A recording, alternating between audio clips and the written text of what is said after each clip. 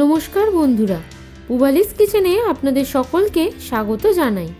আজ আমি আপনাদের জন্য এমন একটা ফিশ স্টার্টারের রেসিপি নিয়ে এসেছি যাকে আপনারা খুব কম উপকরণে সহজেই বাড়িতে বানিয়ে নিতে পারবেন।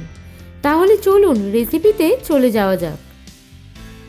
এটা বানাতে প্রথমেই আমি নিয়ে নিয়েছি 4টে কাতলা মাছের পেটি। এবার এটাকে ম্যারিনেট করে নেব।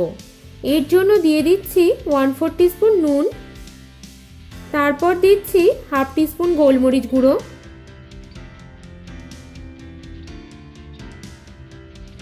1/4 টিস্পুন হলুদ গুঁড়ো,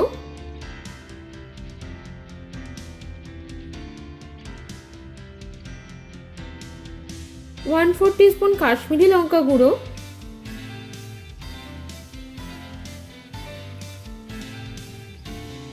হাফ টিস্পুন ধনে গুঁড়ো,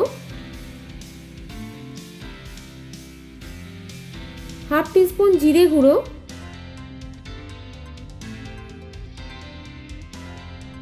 আর একটা গোটা পাতিলেবুর রস।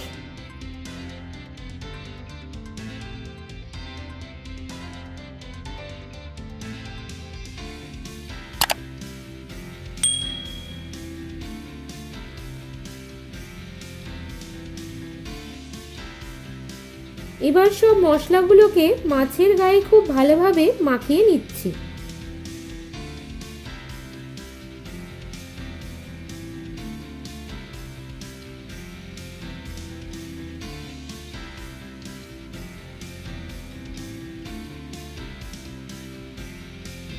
এবার এটাকে 30 মিনিটের জন্য ঢাকা দিয়ে রেখে দিলাম।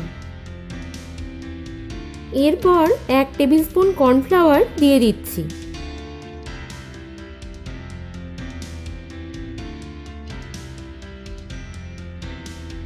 এবার মাছের গায়ে কর্নফ্লাওয়ারটাকে খুব ভালোভাবে মাখিয়ে নিচ্ছি।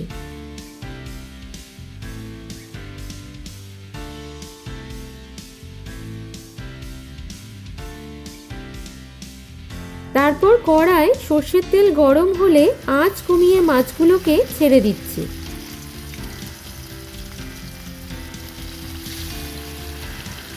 এবার দুই দিকটাকে লাল করে ভেজে তুলে নেব।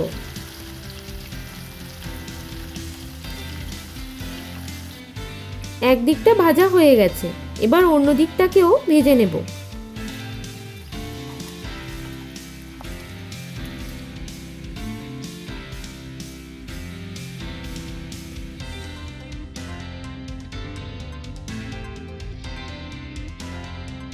তৈরি হয়ে গেল আজকের রেসিপি।